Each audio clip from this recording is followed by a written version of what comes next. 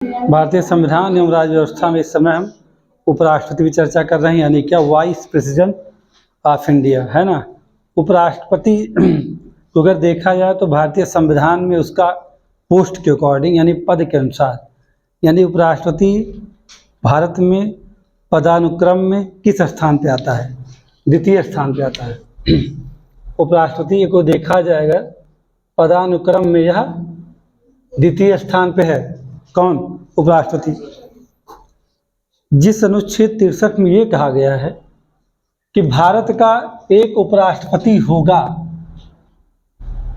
तो भारत में भी एक उपराष्ट्रपति हो, ऐसा प्रावधान दुनिया के किस देश से लिया गया या दुनिया के किस देश के संविधान से लिया गया? तो आपको बता दें, इसे लिया गया कहाँ? अमेरिका के संविधान से।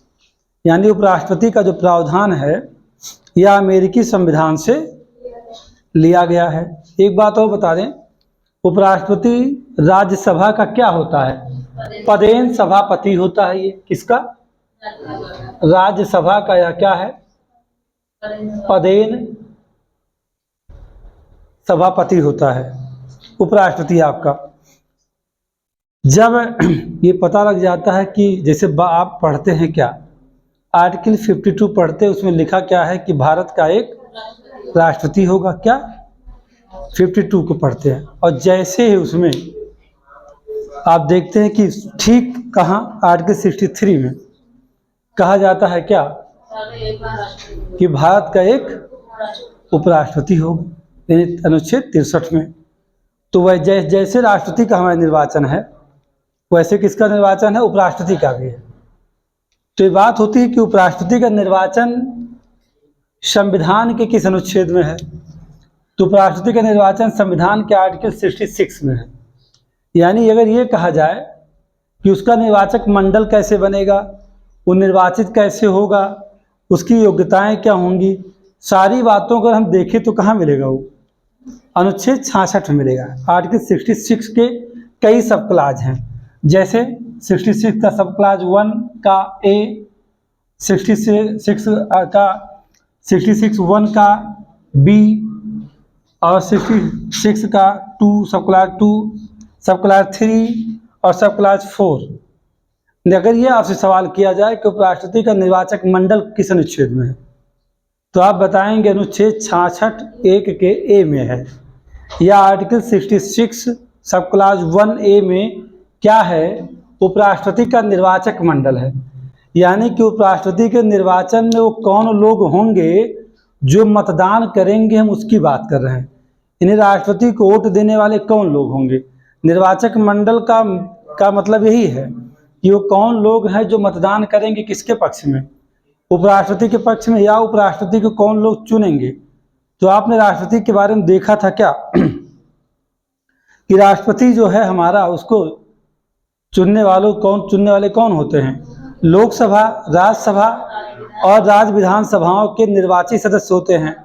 यहाँ कहा जाता है क्या कि लोकसभा, राज्यसभा के सभी सदस्य, यानी यहाँ निर्वाचित मनोनीत सभी होते हैं। वैसे देखा जाए तो लोकसभा में पहले 2 सदस्य राष्ट्रपति के द्वारा नॉमिनेट किए जाते थे, लेकिन अब नहीं किए जाते हैं, है ना। राज्यसभा में राष्ट्रपति के द्वारा 12 सदस्यों को मनोनीत किया जाता है। वे सब क्या करते हैं? राष्ट्रपति के निर्वाचन में भाग नहीं लेते हैं। लेकिन उपराष्ट्रपति के निर्वाचन में राज्यसभा में जो 12 मनोनीत सदस्य हैं वह भी भाग लेते हैं। तो एक बात निकल के आती है कि अनुच्छेद जो 66 1 का ए है, जो निर्वाचक मंडल का प्रावधान करता है, उसमें कहा जाता है कि लोकसभा, राज्यसभा के सभी सदस्य वर्तमान में देखा जाए तो 543 सदस्य हैं लोकसभा में, 243 सदस्य कहाँ हैं? राज्यसभा में। ये तो बात हो गई किसके? निर्वाचक मंडल की। किसके निर्वाचक मंडल की? राष्ट्रपति की। अब देखना क्या है कि निर्वाचन की प्रक्रिया क्या है, यानी निर्वाचन की रीति है क्या है, कैसे निर्वाचन किया जाएगा। तो जैसे राष्ट्रपति में क्या है? आनुपातिक प्रतिनिधि प्रणाली है। आप देखते हैं वहाँ कैसे जो मतदान के तरीके हैं या जो वोटिंग सिस्टम है, यानी क्या, एकल संक्रमणीय, एकल हस्तांतरणीय मत प्रणाली से आप कहते हैं, या जिसे कहते हैं सिंगल ट्रांसफरेबल वोटिंग सिस्टम, यानी एक ही मतदाता उपराष्ट्रपति के निर्वाचन में जितने लोग चुनाव लड़ते हैं सबको वोट देता है, लेकिन कैसे देता है? वरीयता क्रम में देता है। अनुपातिक प्रणाली के बारे में चर्चा राष्ट्रपति के निर्वाचन के समय हो चुकी है कि क्या है अनुपातिक प्रणाली, तो उस पर यहाँ विस्तृत चर्चा नहीं करनी है कि राज्यों का मतमूल्य क्या है ना, ये सब बातें हम पहले ही राष्ट्रपति के निर्वाचन को जब हम क्लास लेक्चर दे रहे थे तो हम उसके बारे में चर्चा कर चुके हैं पहले ही। आप वहाँ जा कर के अनुपातिक प्रणाली को बहुत अच्छे से समझ सकते हैं, क्योंकि बाकायदा उसके बारे में बताया गया है। फिर क्या निर्वाचन प्रक्रिया में मतदान कैसा हो? गुप्त होगा, यानी आप खुला मतदान नहीं कर सकते हैं। खुला मतदान नहीं कर सकते, क्या करेंगे? गुप्त मतदान करेंगे। तीसरी बात, क्या अनुच्छेद 66 सब क्लास 2 में क्या दिया है? राष्ट्रपति किसी भी सदन का सदस्य नहीं होगा। किसी भी सदन का मतलब ये होता है कि लोकसभा, राज्यसभा, राज्य विधानमंडल, लोकसभा हो चाहे राज्यसभा हो चाहे राज्य विधानमंडल हो, उसमें से किसी भी सदन का मेंबर नहीं होगा वह तभी लड़ेगा। यानी अगर उपराष्ट्रपति, यहाँ देखिए राष्ट्रपति नहीं भाई, उपराष्ट्रपति की बात है, उपराष्ट्रपति किसी भी सदन का सदस्य नहीं होगा। ऐसा नहीं है कि वह एक साथ दोनों पदों पर रहेगा। उपराष्ट्रपति है तो किसी सदन का उसे मेंबर नहीं बन सकता है। ये तो क्या आप क्लियर हैं? दूसरी बात क्या कि अनुच्छेद 66(3) यानी आर्टिकल 66 सब क्लास 3 में क्या कह रहा है कि जो निर्वाचन है, यानी जो राष्ट्रपति उपराष्ट्रपति हमारा है, उपराष्ट्रपति के निर्वाचन के लिए अर्हता क्या होगी, यानी उपराष्ट्रपति की योग्यता क्या है? तो योग्यता क्या है? वो भारत का नागरिक हो, सबसे पहली बात। दूसरी बात, 35 साल की आयु पूरी कर चुका हो। तीसरी बात, राज्यसभा सदस्य बनने की योग्यता रखता हो। जैसे कि राष्ट्रपति की योग्यता क्या है? लोकसभा का सदस्य बनने की योग्यता है, वैसे इसके पास क्या हो? राज्यसभा का सदस्य बनने की योग्यता हो। लेकिन जो वहां पे आयु, चूंकि राज्यसभा का सदस्य बनने के लिए एज कितनी चाहिए? 30 साल चाहिए, लेकिन यहाँ कितना रख दिया गया? 35 साल रख दिया गया। अब यही अनुच्छेद 66(4) में कहा गया, सब क्लास 4 में भी कहा गया कि जो उपराष्ट्रपति का निर्वाचन यानी कि चुनाव लड़ना चाह रहा है, उसे कोई भी लाभ का पद धारण नहीं करना चाहिए, यानी उसके पास कोई लाभ का पद ना हो। यानी ये भी आप कह सकते हैं कि कोई भी व्यक्ति जो भारत सरकार या राज्य सरकार के अधीन या दोनों में से किसी सरकारों के अधीन या नियंत्रण में स्थानीय प्राधिकारी या अन्य प्राधिकारी के अधीन कोई लाभ का पद धारण करता है तो वह उपराष्ट्रपति निर्वाचित होने के लिए अपात्र होगा, यानी पात्र नहीं होगा। या अगर ऐसा है तो उसे पहले उस पद से क्या देना होगा? त्यागपत्र देना होगा, तब ऐसा वो कर सकता है। एक वहां देखिए कि एक्सप्लेनेशन लगा हुआ है, यानी आर्टिकल 66 के साथ में एक स्पष्टीकरण लगा हुआ है। क्या लगा हुआ है? स्पष्टीकरण, एक्सप्लेनेशन। उसमें यह कहा जाता है क्या कि निम्नलिखित को लाभ का पद नहीं मानेंगे। किसे? जैसे कोई राष्ट्रपति है या उपराष्ट्रपति है, राज्यपाल है, संघ में कोई मंत्री है या राज्य का कोई मंत्री है, तो ऐसे किसी को भी क्या नहीं माना जाता है? लाभ का पद नहीं माना जाता है। तो उपराष्ट्रपति जो हमारा है 67 में ये बता दिया जाता है कि कैसे चुना गया हो, निर्वाचन मंडल क्या कैसे उसका बनेगा, सारी बातें कर दी जाती हैं कि जो उपराष्ट्रपति है वो 66 में निर्वाचक मंडल, निर्वाचन की प्रक्रिया, उसके निर्वाचन की क्या अर्हता होगी और क्या वो लाभ का पद धारण करेगा नहीं करेगा, सारी चर्चा कहाँ? आर्टिकल 66 में है। उसके बाद जब हम देखते हैं कि मान लीजिए और उपराष्ट्रपति बन गया है, उपराष्ट्रपति जब बन चुका है, निर्वाचित हो गया, तो क्या वो कब तक बना रहेगा अपने पद पर? उपराष्ट्रपति की पदावधि की बात किया जाए तो आर्टिकल 67 में 3 सब क्लाज हैं जिन्हें हमें पढ़ना होगा। यानी कि आर्टिकल 67 का जो आपका इसका हेडलाइंस, उसमें क्या है, शीर्षक क्या दे रखा है इस आर्टिकल का?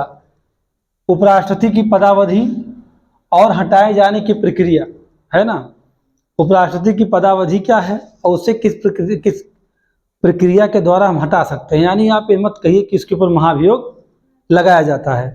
राष्ट्रपति को हटाने के लिए महाभियोग की एक प्रक्रिया है जिसकी चर्चा कहाँ की गई? अनुच्छेद 56 में की गई है, लेकिन प्रक्रिया कहाँ बताई गई है? 61 में बताया गया है। और वहाँ कुछ बहुमत की बात की गई है, 2/3 बहुमत की जरूरत पड़ती है। यहाँ अंतर है, और वहाँ जो राष्ट्रपति को हटाए जाने की प्रक्रिया है महाभियोग के द्वारा, वहाँ पर संविधान का अतिक्रमण करने पर हटाया जाता है, यहाँ ऐसा नहीं है। देखते हैं क्या है इसमें। आर्टिकल 67 में उपराष्ट्रपति की पदावधि के साथ साथ उसे हटाए जाने की प्रक्रिया है। राष्ट्रपति पद ग्रहण करने की तिथि से 5 वर्षों तक अपने पद पर बना रह सकता है, लेकिन 2 ऐसी कंडीशन हैं कब पहले हट सकता है, यानी 5 साल पूरा होने के पहले भी वह अपने पद से हट सकता है। कैसे हटेगा?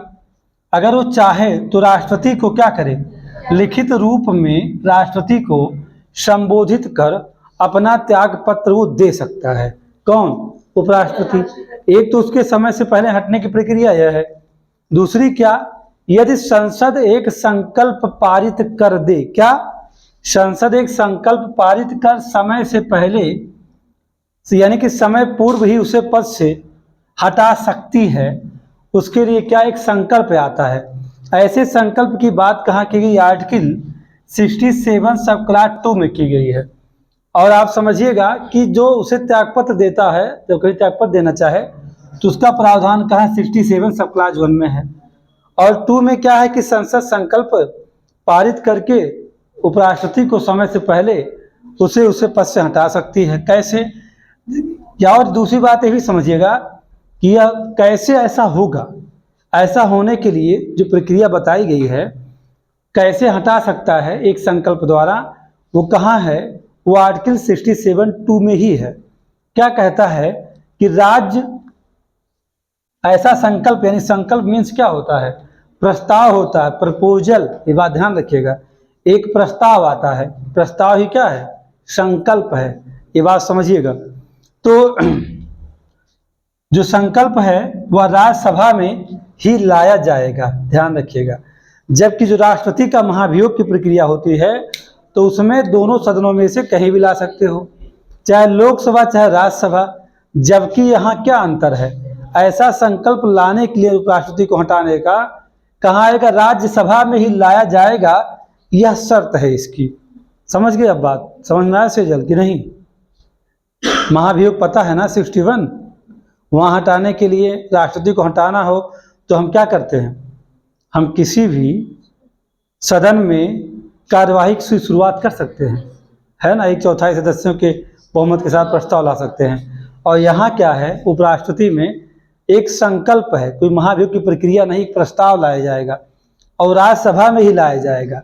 और ये भी आप जानिएगा, जो प्रस्ताव लाया जाएगा, प्रस्तुत वह प्रस्ताव राज्यसभा में प्रस्तुत किए जाने से 14 दिन पूर्व ही किसे सूचना दे दिया जाएगा? उपराष्ट्रपति को। यानी कि जो संकल्प राज्यसभा में आने वाला है उसे राज्यसभा में आने से पहले ही 14 दिन पहले ही क्या किया जाएगा? उपराष्ट्रपति को इसकी सूचना दे दी जाएगी कि आपको अब हम हटाने वाले हैं, आप जो है सावधान हो सकते हैं अगर चाहें तो। दूसरी बात क्या है? जैसे कि राष्ट्रपति को हटाने के लिए एक आधार क्या है? अगर राष्ट्रपति संविधान का अतिक्रमण करता है तब उसे हटाया जाएगा, लेकिन उपराष्ट्रपति को हटाने के लिए संविधान में कोई ऐसी बात नहीं की गई है। यानी आधार वह होगा जो राज्यसभा डिसाइड कर दे, यानी राज्यसभा कोई उचित आधार बता सकती है कि हम उपराष्ट्रपति को इस कारण से उसके पदों से हटा रहे हैं। दूसरी बात यह कि मान लीजिए कि ये संकल्प पारित होने की बात हो, आधार राज्यसभा तय करेगी, 14 दिन पहले सूचना दे देगी, किसे? उपराष्ट्रपति को। और उपराष्ट्रपति को हटाने की प्रक्रिया प्रारंभ निम्नलिखित में से किस सदन में होगी? वहां लोकसभा भी और राज्यसभा भी, तो राज्यसभा में होगी। ठीक है, ये समझिएगा। अब एक होता है कि इस संकल्प को पारित करने के लिए बहुमत क्या होगा, तो बड़ी सिंपल सी बात है। वहां लिखा गया है क्या? लिखा गया है कि राज्यसभा द्वारा उपराष्ट्रपति के पद से हटाने के लिए अगर देखा जाए तो राज्यसभा अपने प्रभावी बहुमत का इस्तेमाल करेगी। प्रभावी बहुमत का मतलब क्या होता है? प्रभावी बहुमत का मतलब होता है कि तत्कालीन उपस्थित सदस्यों का बहुमत होना चाहिए। किसका? तत्कालीन उपस्थित सदस्यों का बहुमत। जितने उस समय उपस्थित हैं उन्हीं का बहुमत, उसमें उनका बहुमत चाहिए। मान लीजिए राज्यसभा के 100 सदस्य ही उपस्थित हों उस समय, तो 100 सदस्य हैं तो अधिकतम उसके पक्ष में होना चाहिए। अधिकतम का मतलब होता है 50% प्लस हो जाए, ऐसी बात की जाती है। तो प्रभावी बहुमत ही कि अधिकतम बहुमत की बात है, लेकिन इसमें 2/3 बहुमत की बात नहीं की गई है। और जब यह राज्यसभा द्वारा पारित कर दिया जाएगा, पहले समझिएगा संकल्प 14 दिन आने से पहले 14 दिन पहले सूचना दे दी गई है। उपराष्ट्रपति चाहे तो भाई अपनी बात कह भी सकता है कि राज्यसभा से। अब जब पारित हो गया तो पारित होने के बाद कहाँ जाएगा, लोकसभा के पास जाएगा। तो लोकसभा क्या करेगी, इसे साधारण बहुमत से पारित कर देगी। कौन से संकल्प को, जिसे राज्यसभा ने पारित किया था। और जैसे ही लोकसभा ने पारित किया वैसे ही उपराष्ट्रपति का पद क्या हो जाएगा, रिक्त हो जाएगा। लेकिन उपराष्ट्रपति के लिए भारत में कोई कार्यवाहक उपराष्ट्रपति बनने का प्रावधान नहीं है। ऐसा नहीं कि उसे हटा दिया गया तो कोई कार्यवाहक उपराष्ट्रपति आएगा, क्योंकि जो हमारा उपराष्ट्रपति है ये वास्तव में राज्यसभा का पदेन सभापति है। और राज्यसभा में एक सभापति होता है, एक उपसभापति होता है। तो ऐसा मत सोचिएगा कि उपसभापति उपराष्ट्रपति बन जाएगा, नहीं, ऐसी कोई बात नहीं। अगर उसे हटा दिया गया तो 6 माह तक क्या किया जाएगा, 6 माह के अंदर उपराष्ट्रपति का चुनाव करवा लिया जाएगा। ऐसा कार्यवाहक का प्रावधान नहीं है। जबकि राष्ट्रपति मान लीजिए किन्हीं कारणों से त्यागपत्र दे दे या उसकी मृत्यु हो जाए, या मान लो महाभियोग से हटा दिया जाए, तो राष्ट्रपति के हटने के बाद क्या होता है, उपराष्ट्रपति उस कार्यवाहक राष्ट्रपति बन जाता है। जबकि यहाँ ऐसा नहीं है। जब आप इसी आर्टिकल को देखते हैं 67 को, इसका जो सब क्लास 3 है वो कहता है उपराष्ट्रपति अगर हटाया ना जाए, त्यागपत्र ना दे, ना ही उसे संकल्प द्वारा हटाया जाए, और वो 5 साल से अधिक समय अपने पद पे बना हुआ है, यानी 5 ईयर के टर्म को पूरा कर रहा है, यानी उसका 5 साल का जो पदावधि से समाप्त कर रहा है वो।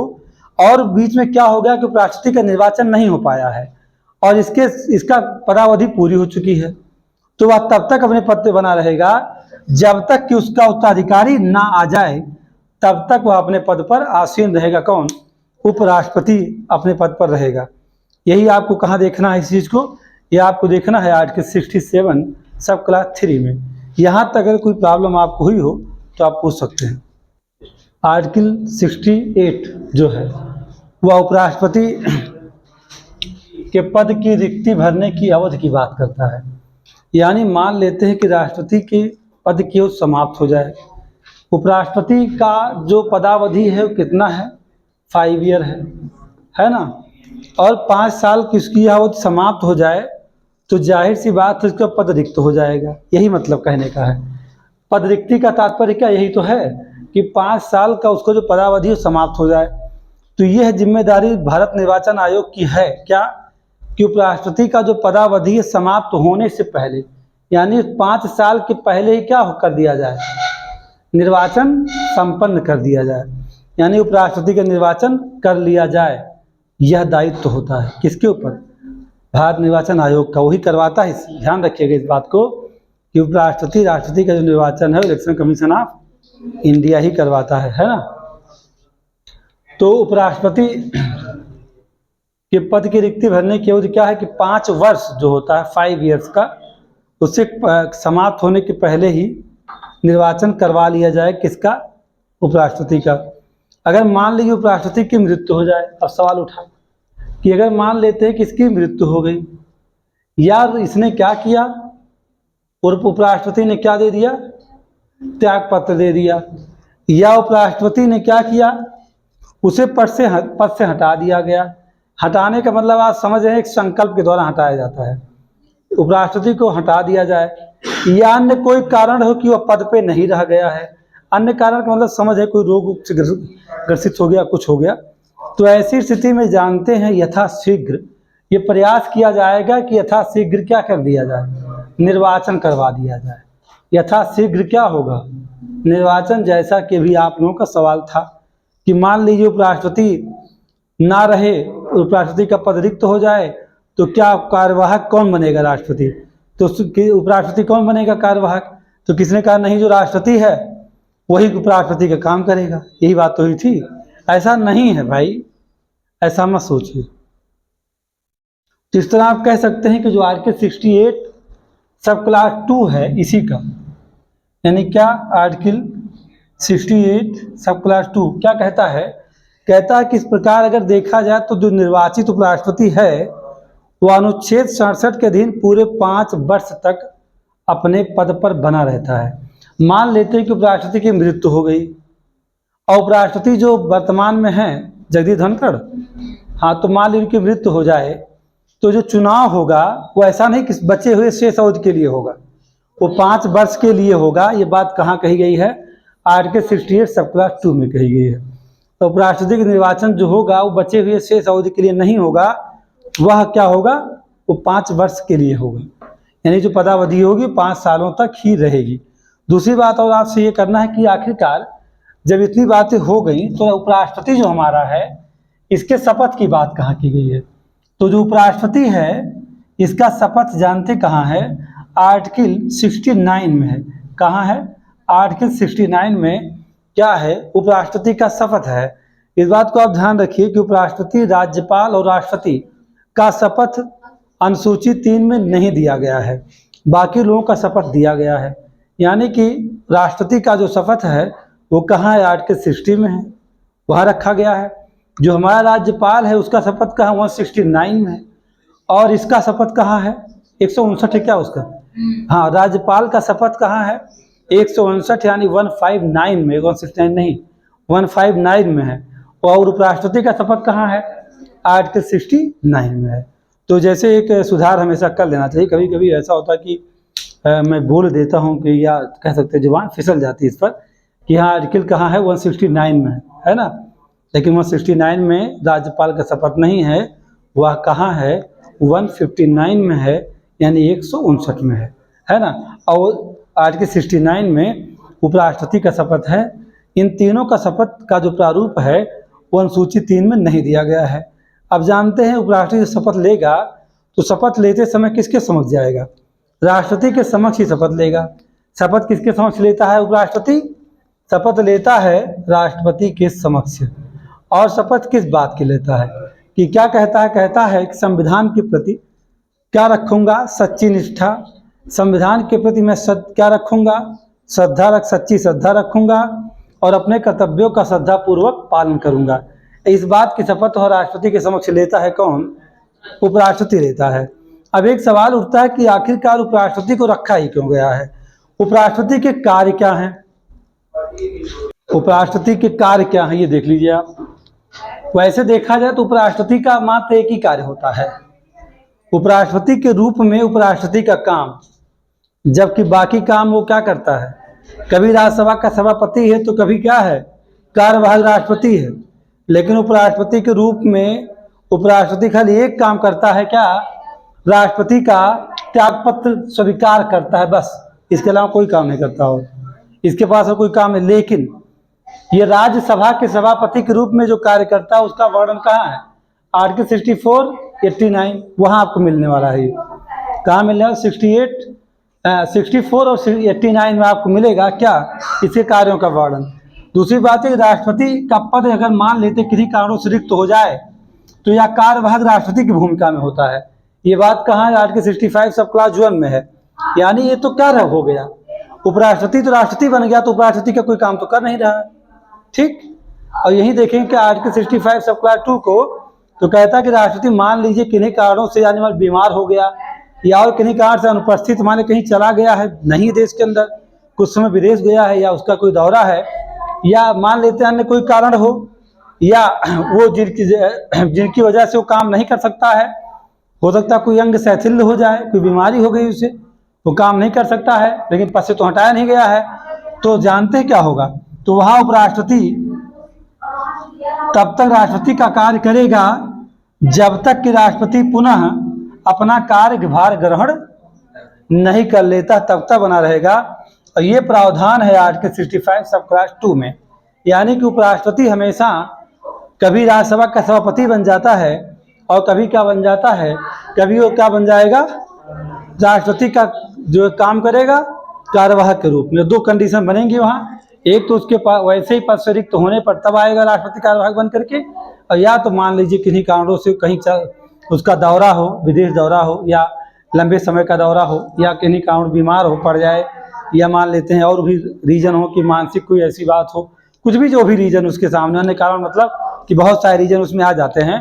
तो ऐसी अवस्था में क्या होगा ना कि ऐसी अवस्था में राष्ट्रपति तब तक उसके पद पर, उपराष्ट्रपति तब तक राष्ट्रपति का पद धारण करेगा जब तक कि राष्ट्रपति पुनः आ करके अपना कार्यभार ग्रहण नहीं कर लेता है। फॉर एग्जाम्पल, मान लो राष्ट्रपति का दौरा, द्रौपदी मुर्मू का दौरा कहाँ हो गया, रसिया का, और रसिया का दौरा 15 दिनों का है, तो राष्ट्रपति का पद तो रिक्त है ना।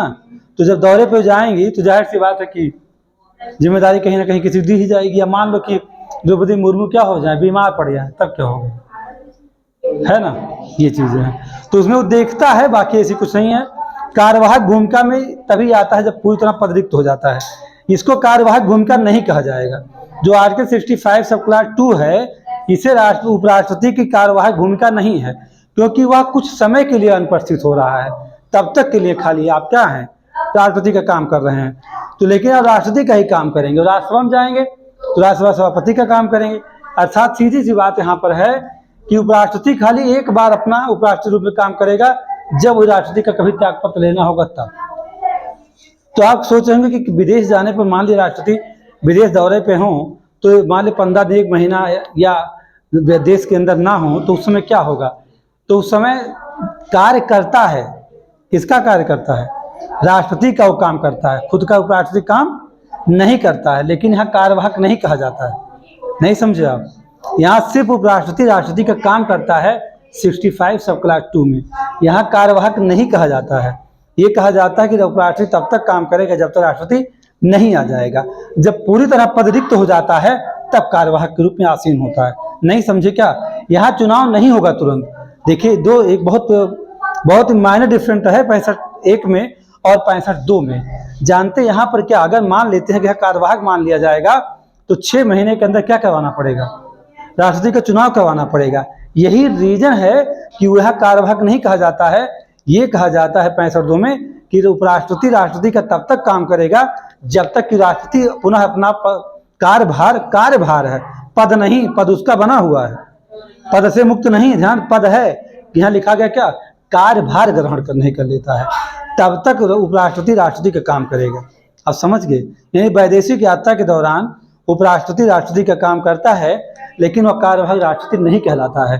अगर कार्यवाहक राष्ट्रपति तब बनेगा जब पूरी तरह पद रिक्त हो जाएगा, तब। इस बात से आप पूरी तरह कन्फर्म रहिएगा, कभी भी कन्फ्यूजन मत जाइएगा। ये बहुत ही गूढ़ रहस्य किसका, आर्टिकल 65 का सब क्लास 1 और सब क्लास 2 में एक अंतर ही है। आज पूछा जाए कि अनुच्छेद 65(1) और 65(2) में क्या डिफरेंट है, क्या अंतर है, तो सीधा एक बात है, यहाँ राष्ट्रपति क्या बनता है, उपराष्ट्रपति क्या बनेगा, कार्यवाहक राष्ट्रपति बनेगा। और जब राष्ट्रपति का पद रिक्त होगा तब तो उपराष्ट्रपति राष्ट्रपति की भूमिका में आ जाएगा। लेकिन यहाँ जब राष्ट्रपति किसी बीमारी के कारण उपस्थित हो गया, अन्य कारणों से वो अपने पद पर, मतलब उसमें नहीं है, या कोई और समस्या आ चुकी है, तो अपना कार्य नहीं कर पा रहा है, तो उपराष्ट्रपति तो उसका काम करेगा, लेकिन कार्यवाहक नहीं होगा। समझे आप।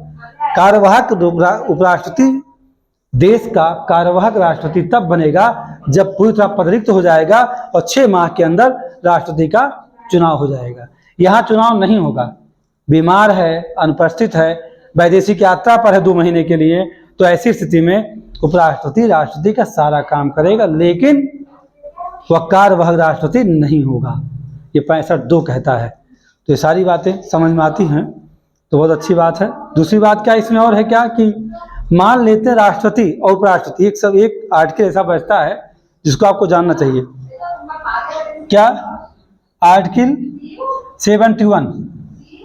आर्टिकल 71 कहता है कि राष्ट्रपति उपराष्ट्रपति के निर्वाचन से संबंधित अगर कोई भी विवाद होता है तो उसका, जानते हैं, जो भी विवाद होंगे उनका जांच करने का, उन पर अंतिम निर्णय लेने का हक केवल उच्चतम न्यायालय को है। यानी उच्चतम न्यायालय क्या करेगा, राष्ट्रपति उपराष्ट्रपति संबंधित कोई भी निर्वाचन से संबंधित विवाद होगा तो निर्णय कौन करेगा, सुप्रीम कोर्ट करेगा, और कोई नहीं करेगा। यदि मान लिया जाए कि राष्ट्रपति और उपराष्ट्रपति का निर्वाचन शून्य घोषित कर दिया जाए, यानी विवाद जो था वो सही था, राष्ट्रपति या उपराष्ट्रपति का पद क्या कर दिया गया, शून्य, निर्वाचन को ही शून्य घोषित कर दिया गया, तो जानते हैं शून्य घोषित करने से, मान लेते हैं कि राष्ट्रपति उपराष्ट्रपति अपने पद पर रहते हुए पद पर रहते हुए क्या किए हैं, जो काम किए हैं वह काम क्या होगा, पद पे रहते हुए कृत्य क्या होंगे, अवैध नहीं होंगे, वह वैध होंगे, अवैध नहीं होंगे। ये बात ध्यान रखिएगा। वो अपने पद पे भले ही निर्वाचन उनका अवैध था, भले निर्वाचन गलत तरीके से हुआ था दोनों का, लेकिन वो अपने पद पे रहते हुए जो काम कर दिया उन लोगों ने, वह कार्य वैध होगा, वह कृत्य अवैध नहीं होगा। ये बात ध्यान रखिएगा। आर्टिकल 71 में इतनी ही बातें की जाती हैं, इसके अलावा कोई बात नहीं की जाती हैं। समझ गए? कोई सवाल, कोई समस्या नहीं? अब ये समझिए कि मेरी बात, आपने आर्टिकल 52 से लेकर के आर्टिकल 71 तक की यात्रा कर ली है ना। यानी आपने राष्ट्रपति को पढ़ा, उपराष्ट्रपति को पढ़ा, और राष्ट्रपति की शक्तियां भी सारी हो गई, उसको कैसे चुना जाता है, उपराष्ट्रपति कैसे बनता है, उसके क्या कार्य हैं, उसके पास क्या पावर है, सब पे मैं चर्चा कर चुका हूँ। जो भी बातें आपसे की गई हैं, आपको लगता है कि हाँ कुछ इसमें कहीं आपको डाउट होता है, तो आप कमेंट कर सकते हैं, उस पर सवाल कर सकते हैं। और अगर आप संतुष्ट होते हैं सारे लेक्चर से, आपको अच्छा लगता है, बातें समझ में आती हैं, तो ज़रूर शेयर करिए। धन्यवाद।